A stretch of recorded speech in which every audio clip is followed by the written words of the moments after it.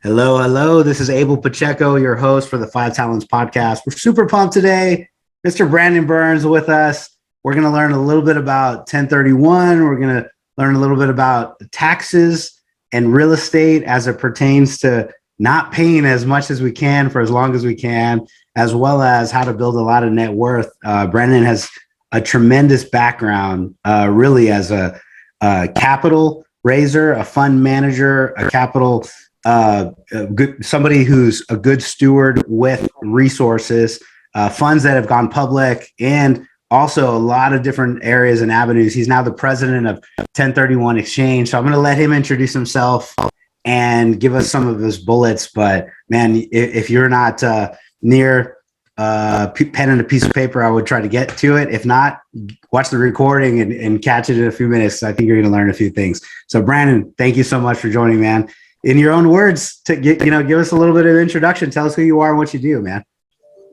Well, it's a pleasure. Thank you for having me on today. Nowhere else I'd rather be on a Friday, that's for sure. So my journey has been really interesting. I have a little bit of unique perspective starting out in investment banking, moving over a number of years in the syndication and a kind of group investing, if you will, and then to being in a senior leadership position of a 1031 exchange firm. So, today where I'm at that I think is unique is because that a 1031 exchange is a very important part of the transaction, and it can save a lot of tax dollars, and that can really create some wealth. But being in the position I'm able to see, kind of sit bird's eye view over 100 transactions a month, and that gives me a little bit of unique perspective. Just being able to see so many moving parts and see some things that are working, and just have a lot of data. Right? I think that private markets are interesting, and real estate is the most interesting private market, because in a regulated or public market, you can't, if you have material non-public information and you act on said information, you go to jail, right? Like Martha Stewart, this insider trading, right? In private markets where there's less regulation, you have access to non-public information and you act on that information, you can make a lot of money. State is probably the one market that's fairly unregulated, where you also have the ability. So from kind of framing it that way, I think hopefully I have some good things to share, and we can have a great Friday afternoon kind of talking about great things that are happening and how to build wealth, because that's important to me. I know that's important to you, and I'm sure that's important to your listeners. Absolutely. Absolutely. Yeah, you've got well, sorry to interrupt, and your background, right? It's a very unique perspective indeed, because it looks like you started in the 2000s as an analyst, and then you went to, essentially through Realty Capitals, had some high level positions, served as VP director of our capital markets, worked with some family offices, $500 million funds to $1.5 billion portfolios. And, it's a background, man. So, maybe elaborate a little bit of unpack that. What does that mean? What did you actually do leading up till today? Yeah. So, coming out of school, I was more on the analyst side of investment banking. I was first investment banking, and then also real estate private equity, right? But really kind of understanding the nuts and bolts and the things that everything is built upon. So that was a great place to start. Long hours certainly, but I think you need a good foundation. And I think sometimes kids coming out of college don't always have the ability to build a firm foundation. And I'm really grateful that I was able to be in that position and do so. Then after being an analyst and working in investment banking, in real estate, there's often arbitrage opportunities, right? And there are arbitrage opportunities locally, and arbitrage obviously means where you could potentially buy or sell one thing to one person for one value, and you could buy or sell that exact same thing to another person for a different value. So or they were capital firms. I was kind of a mid-level person where we would, as a real estate, would have sector-specific funds like net lease or hospitality or healthcare, retail, or otherwise multifamily. And we would go talk to financial advisors and say, hey, if you have a wealthy client and you're recommending that they put some of their portfolio into real estate, we think our real estate may be the best or a good suitable option for them. And let's explain why. And so my clients for 4 or 5 years were financial advisors. So, I then got to sit, in my opinion, next to some people that were really intelligent and really bright, had some great ideas, and talk to them and be a bit of a technical expert on the real estate that my firm was doing. At the time, like I mentioned, there's arbitrage a lot, right, in real estate. And at the time, there was an arbitrage between public markets and private markets. So private markets and triple net real estate was paying, or you could buy it at a 6 to 7% cap rate, but the same asset traded on the public market, stock market, at a 4% yield. So the difference between a 4 and a 6 to a 7 is a little bit over 50%. So the company that I worked for would put together $1 to $3 billion of that sector specific. We're talking here about net lease, either double or triple net lease real estate at a 6.5 cap rate. Once there was enough to take public or sell it to a public fund that was trading at a 4.5% yield, investors would get the natural cash flow about 6% for a year or 2 or 3 or however long it took the company to compile $1 billion plus worth of assets, and then take it public or sell it to a public firm at 30 to 40% over, because there's a bit of a teeter-totter between yield and value. So if the yield goes from 6.5 to 4.5, then what happens is the value tips up too. So investors would get a 20 or 30% bump on the back end whenever that happened. And so that was a really cool experience to kind of learn about that. But in the efforts of transparency, I got a little bit too big for my britches at that time. I thought, hey, this is easy. Look at what we're doing. Making all this money, exploiting these arbitrage opportunities. I'm a mid-level person. I would like to be more of a senior person, and it's really easy. And so, I turned 30, and I say, I want to kind of take the next step career-wise. And at the company that I was working at, there wasn't a really clear opportunity to take a really large step. And so in my infinite wisdom, at my ripe old age of 30, I decided, well, I've been a part of raising billions and billions and billions of dollars. I've been a part of stuff going public, never at the front of it, but I've been, part of the army of it as it happens. If maybe there's another spot where if I can't clearly take a step internally, then maybe I need to clearly take a step externally, and I can just go recreate everything that's being done easily. Turns out that's not the case. Like a $1.5 billion portfolio was a little harder than expected to actually amass that, to do the trade, right? But that's awesome. Sure. That's a good thing to learn though when you're 30. If you're listening now, I work with a number of younger folks in their 20s, and they're like, I want to go do what you're doing, and I want to go figure out exactly how to do it and raise capital. And I go, Leo, you really have to remember, I'm 40. I'm almost going to be 43 now. And so I spent a good, 20 years coming up with a little bit of experience, getting, out of the wet behind my ear phase, and then earning some money, and then investing it, and then falling on my face, and then getting back up again. It just doesn't happen as easily as one would think. But it's good to learn it when you're young. Take that risk, take it while you're young, and just keep going, man. So that's awesome. It's good to hear, though. I'm sure it sets you up for other successes later. But so anyways, let me let you continue, because this is a good story. No, I agree with everything you're saying. It's interesting, and I think to take a quick step aside, in the world we're in today, where you can get your food fast, you can be connected globally, like we are. digitally.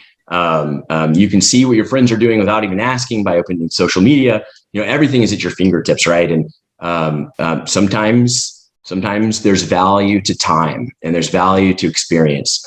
I'm grateful that I've been able to learn that. So I left that capital company and said, okay, well, if I can't, if there's not a senior position, a clear step career wise, I'll go do that. And I joined a really good, a real estate developer backed by a family office. We talked about building that model.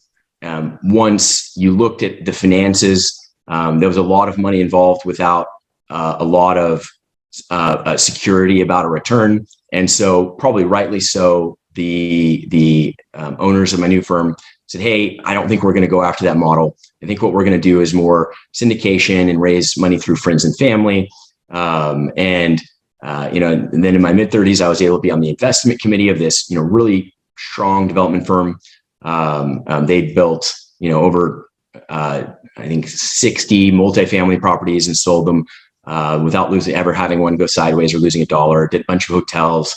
They're actually the last portfolio sale of hotels they sold to Goldman Sachs prior to the 2008 debacle. So a bunch of really smart real estate guys that I'm really honored that I was able to learn from them.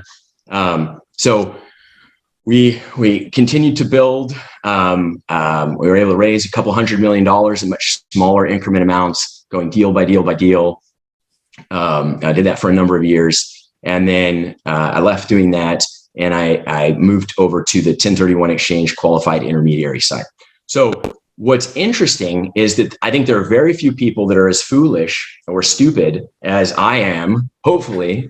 Most people, as they progress through their career, they go from a spot in real estate that's transaction heavy, low margins, high volume, to being specialists and doing high margin, low volume type activities, right? I've literally gone the exact opposite way. So, now where I'm at, I've been able to sit through thousands and thousands of 1031 exchanges.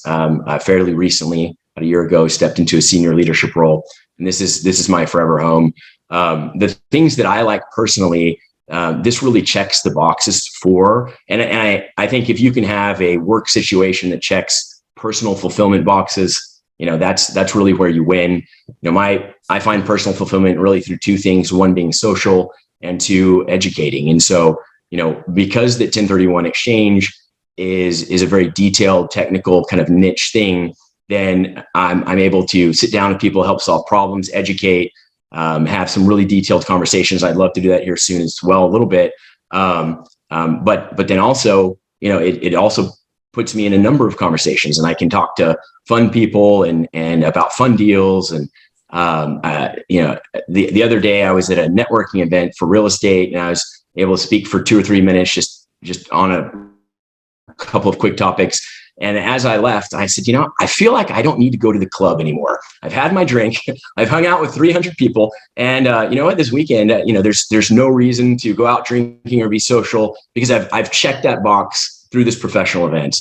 And, I just thought, wow, like how neat to be in that position. Yeah, that's awesome. Yes. Great insights and fantastic kind of mindset to learn from you, more, Brandon, on this spot. Clearly, expertise comes with time, clearly comes with experience, number of transactions. I think what you're saying reigns true. Most of the real estate people that I work with went from smaller transactional and then ended up evolving into a larger one. And you kind of went on the opposite route. But man, if you have fulfillment, I was also talking to somebody younger the other day, and I was like giving some guidance on, figure out your strengths, write them all down, then go back and categorize them into which are you most passionate about. Because you can be really good at something, but if you had to do it for every day for the rest of your life, you'd be miserable. So go back and rank them in your categories of like, what is most passionate, which of these strengths. And if you can find a job or find a role or a gig or profession that puts you in that high strength, high passion area, like you're saying, man, it feels like, oh, I had a good time. I did get to network. I'm a social person. I get to get out there. That does help my awareness. It helps my business. And now, for me, I've got a soon to be 5 and 3-year-old this week, and it's like, oh man, now it's time to hit the family, spend some time with the family, hit the hit the spot here at the house, and just enjoy life a little bit. So that's good. That's good. You said so much more eloquently than I did. You're No, you did. It's good because we're here to talk about how to build wealth like the 1%. But that's part of it. Like, if you're not happy doing what you're doing, you're not going to perform very well at whatever you're doing, whether investing, whether you're strategizing, whether you're trying to put together your platform to create wealth or keep it and preserve it. Either one, man. If you're not having a good time, then it's going to be a lot harder, no matter what. So, anyways, thanks for sharing, man. So in your spot today, I do want to talk about 2 things before we go, right? 1031s and the value and the power of these things. Because I know it's an intricate topic.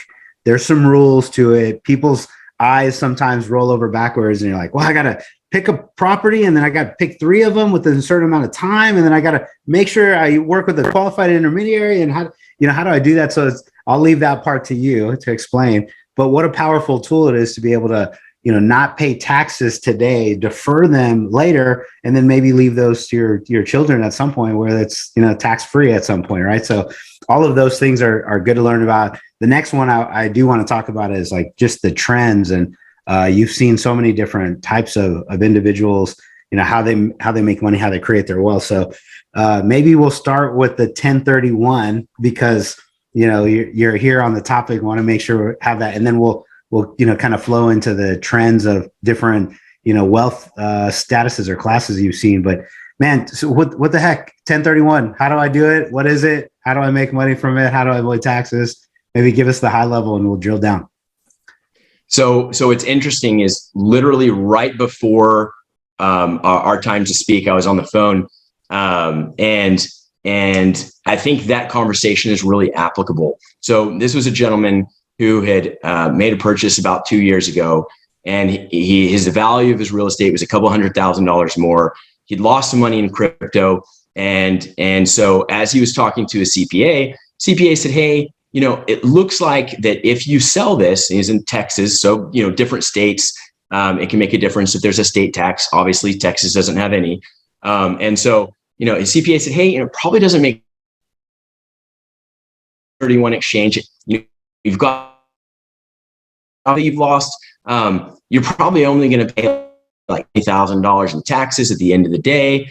And as I was thinking about that, even if it's $20,000, if you can perform the same exact actions and not just throw away money into the wind, then that is clutch. That's how you create wealth, right? There's 2 ways for wealth. You can either go get more, or you can hold on to more of what you have, right?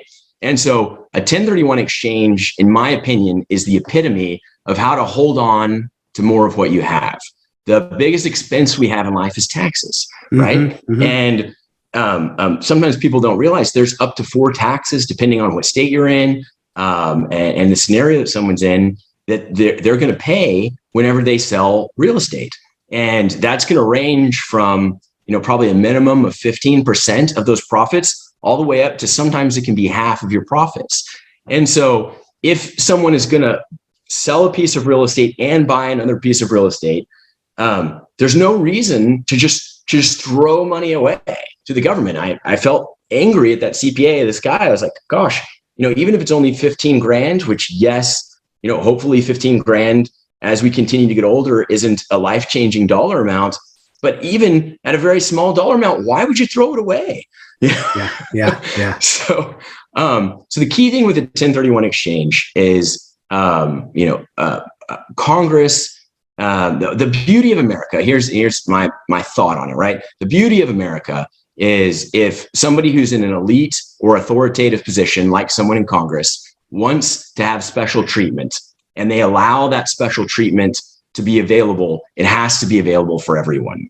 So a 1031 exchange is special tax treatment that was designed for the rich, but because of the way America is structured, it applies to everyone. So a good way to think about it is, Abel, let's assume you were the wisest person in the entire world.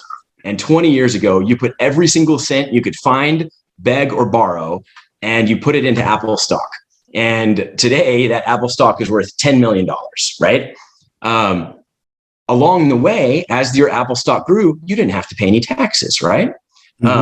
However, if you take your $10 million of Apple stock and you sell 500,000 and you take possession of that money, then you're going to have to pay taxes on that money, right?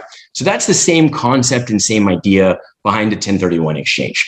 However, it's even better because you can buy and sell and buy and sell and buy and sell and buy and sell along the way, and continue to get into better assets, potentially diversify into multiple assets, all without creating a taxable event, all while holding on to every single dollar.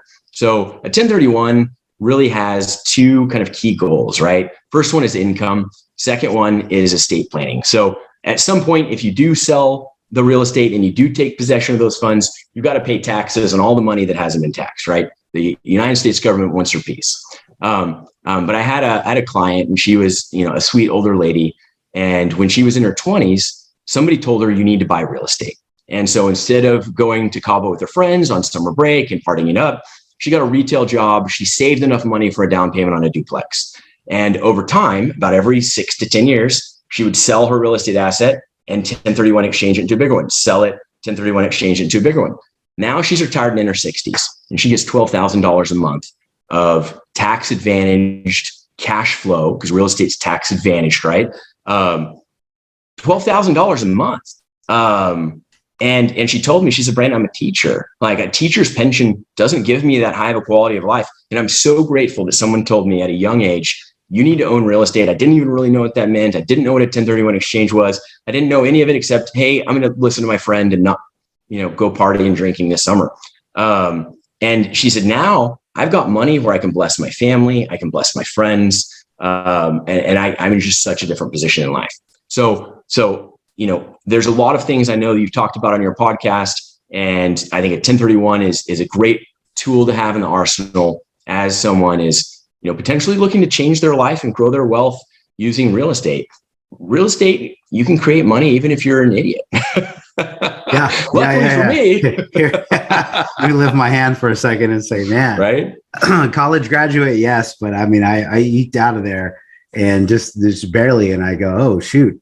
Well, I need to figure out how to make some money some way. So investing in real estate is in my 20s, and literally since I was in my 20s. Yeah, that's amazing, life changing. So with the 1031 exchange, because it's such a powerful tool, and because it allows you to grow your wealth, buy and sell, you can find one asset, maybe an arbitrage opportunity, maybe a great buy, maybe somebody doesn't know what they have, maybe they don't know what the rent should be, right? You have more information than somebody else. You can go create some wealth.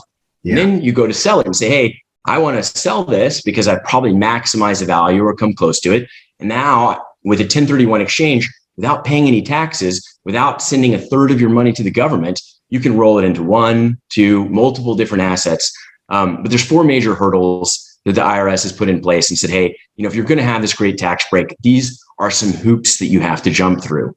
So the first one's a timing component. So the IRS has said, hey, while we're going to give you access to this tax break, this great, tax avoidance tool, tax deferral tool, you can't, it's not unlimited. You can't do it forever. So we're going to put some time limits on there.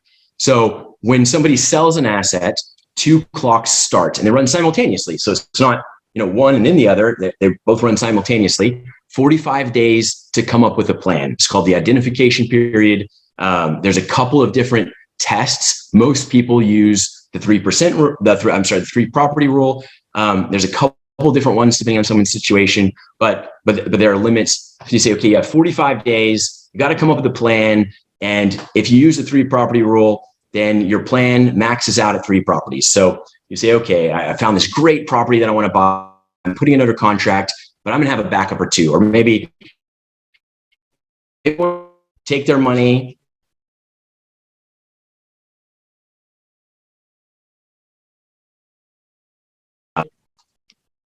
Okay, we're back. We glitched for a second, but we're back.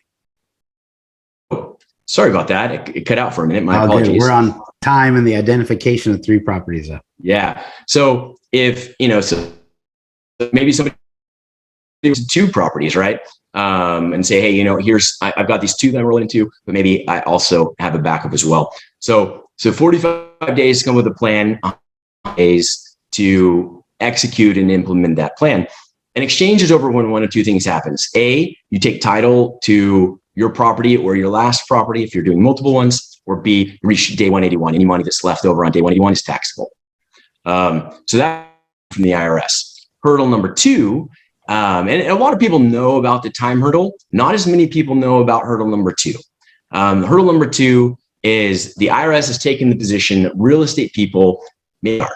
So they said, hey, you can play games with depreciation. You can play games with debt. You can play some financial metric games. So the only financial metric outside of not touching the money that the IRS is going to look at is your net sales price. So in a 1031 exchange, if you sell a property for $1 million, the IRS is not going to look at how much debt you have. They're not going to look at what you paid for the property. They're going to look at any of these other financial metrics except, okay, sold for $1 million. You can deduct one-time non-optional closing costs. That's typically realtor, title, escrow, 1031 exchange. But then that number becomes your high watermark, that net sales price. So you sell for $1 million. Let's say there's $50,000 of one-time non-optional closing costs. $950,000 is your net sales price, and you have to buy something that's equal or greater. If you buy something less than that, you're going to pay tax. Let's assume in this scenario, someone sold that $1 million property, $500,000 of equity, $500,000 worth of debt. After paying the closing costs, $450,000 goes into their exchange account. Let's say they found an incredible property for $900,000 and they go and they purchase that property for $900,000. Remember, the net sales price is $950,000. They've now purchased property for $900,000. There's a $50,000 variance and they pay taxes on that $50,000 variance. So it's very important to understand that if somebody buys property that's less than their net sales price, there will be some taxes that are potentially owed. So that's hurdle number two. Hurdle number three, you have to use a qualified intermediary. That's what my firm is. A 1031 exchange company is also what we're called. There certainly are others, but you do have to use somebody, and you can't take receipt of those funds. Talked to someone the other day, and they'd sold a property. They had cross-collateralized assets. So the lender of the bank said, hey, we're going to hold on to this money and kind of collateralize things. It's like, okay, no problem. Calls me and says, hey, now I'd like to do an exchange.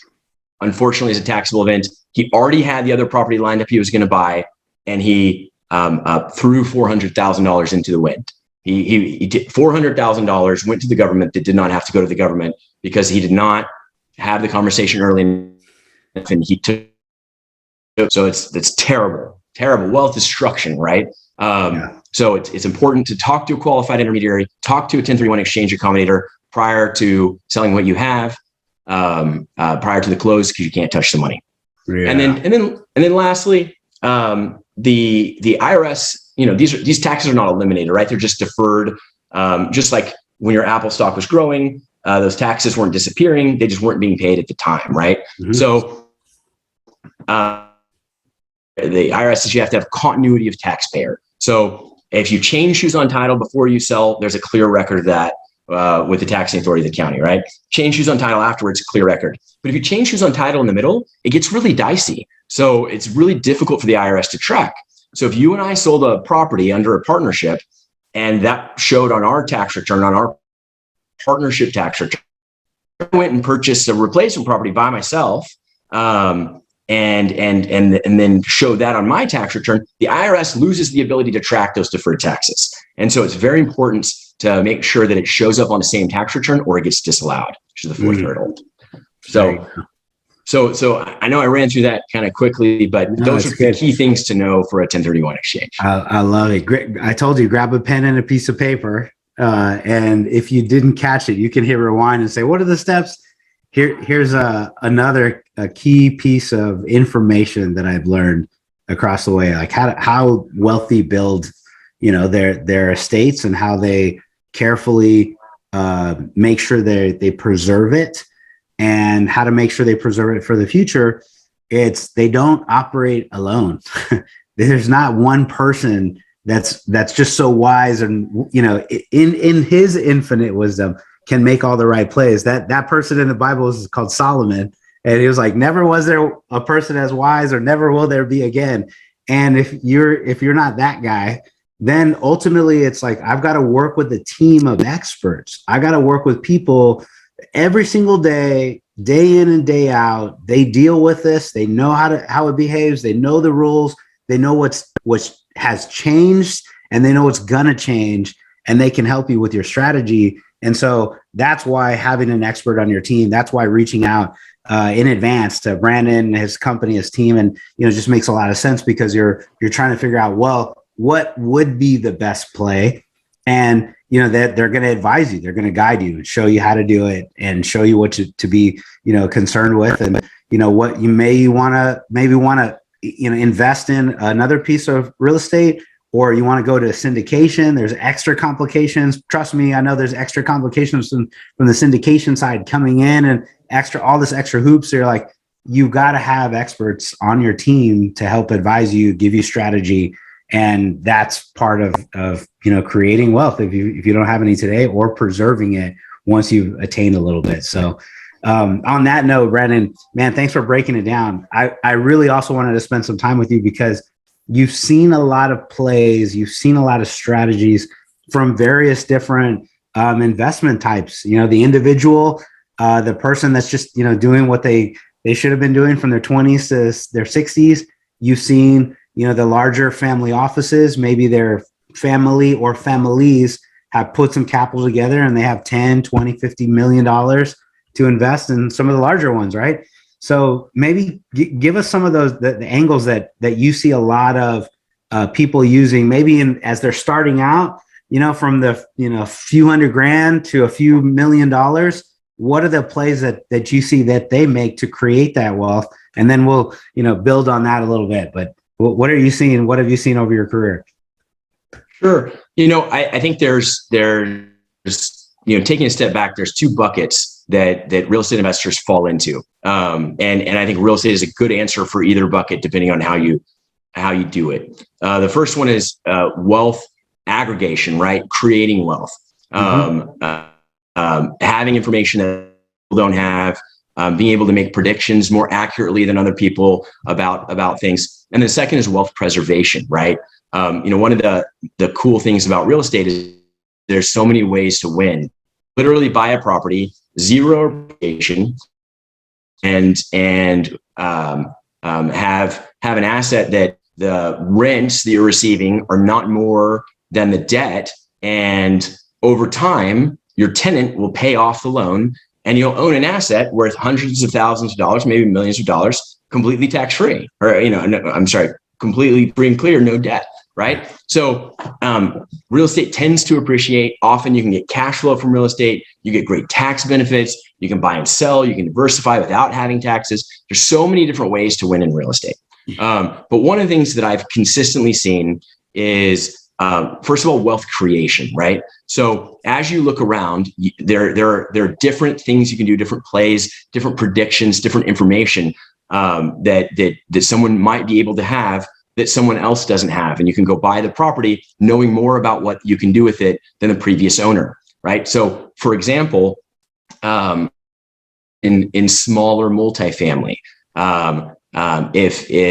if someone owns a smaller multifamily unit, often and if their tenants pay on time and property, then it's difficult sometimes for the landlord to raise the rent. I have a good tenant, I really don't want to raise the rent. What we've seen in this last market cycle is the value of real estate gone up in excess of 10, 15, sometimes 20% per year. So income producing real estate and investment real estate, at the end of the day, the true value of it is the income that it generates, right? And a multiple thereof. So if someone owns a small multifamily asset and they haven't raised rents in a while, they might think, okay, my value is here, right? And you can look at it and say, wait a minute, I know that real estate values in that area have gone up by 10 to 15% per year for at least 5 years. So we can actually probably push the rents and therefore push the value of the property. really quickly and really well. So that's, one way that it can be easy to have a little bit more information, maybe not have those emotional ties, buy an asset, and a year later, maybe you've made a 50% return on the asset. Maybe that's 100 or 200 or 300% return on the money that you had to put in the asset, right?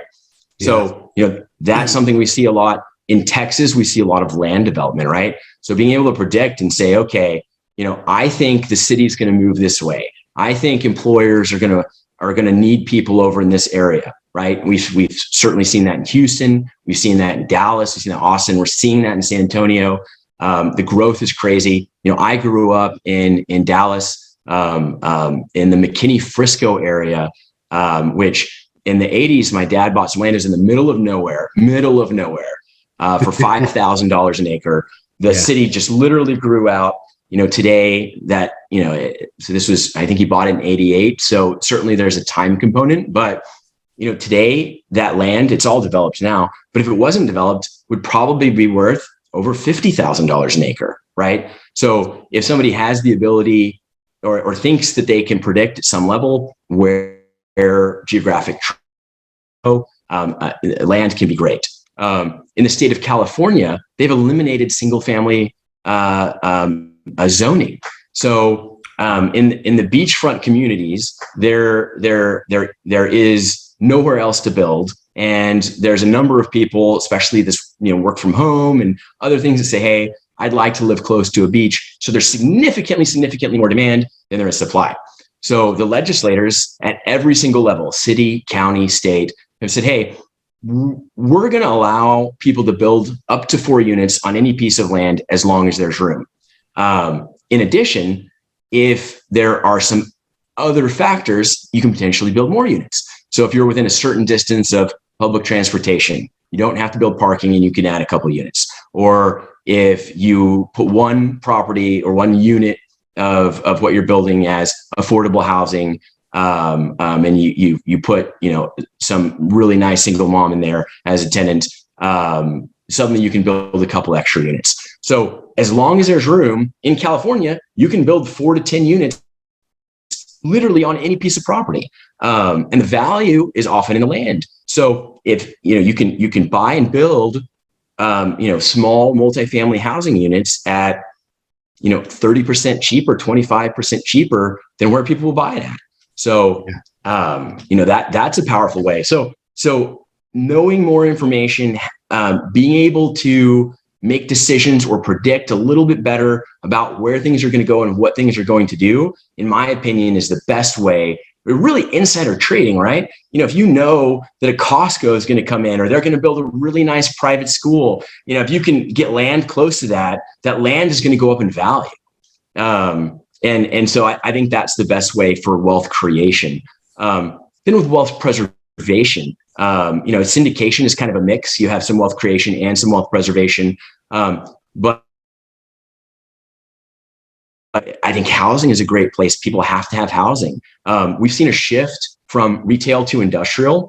I don't know if you remember, Abel, but maybe 2 years ago, Walmart ran this big Christmas campaign called For the Dads. And every time I turned on a TV, it was for the dads, for the dads, for the dads. And their campaign was that if you're a dad and you don't like to Christmas shop, you can go online, you can order all the Christmas presents, and you can pick it up at any point up until Christmas Eve.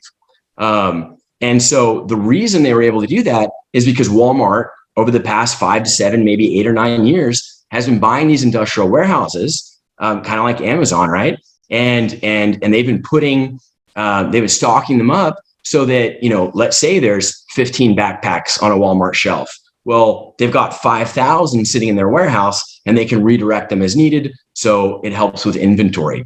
I think when we were kids, right? I'm only about 4 or 5 years younger, but so when we were kids, I remember there being a Radio Shack in every corner, right? Mm-hmm. And today Radio Shack doesn't exist.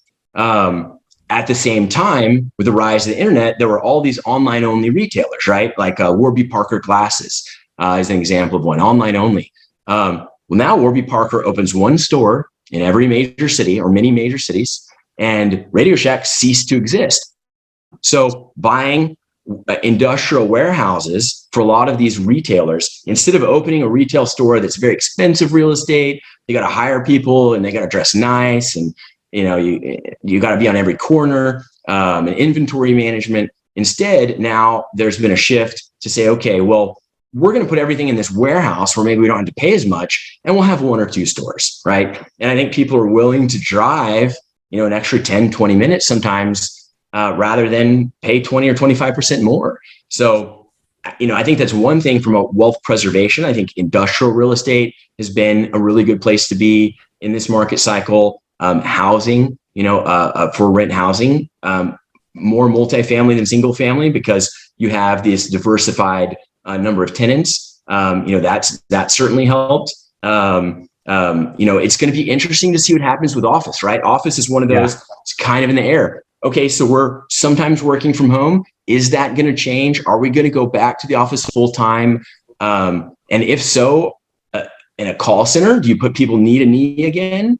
And these office leases are longer term leases, so it's not something that can pivot in 1 year or 2 years or 5, 10, 15-year leases. So I don't think we're going to see the habits really change or the office market really change. But if I could figure out what's going to happen in the office market, there's 100% chance that I could go make millions and millions and millions and millions of dollars, right? Or even if I could say, hey, I'm relatively certain with an 80% degree of certainty that this is going to happen, that's where you can really make money.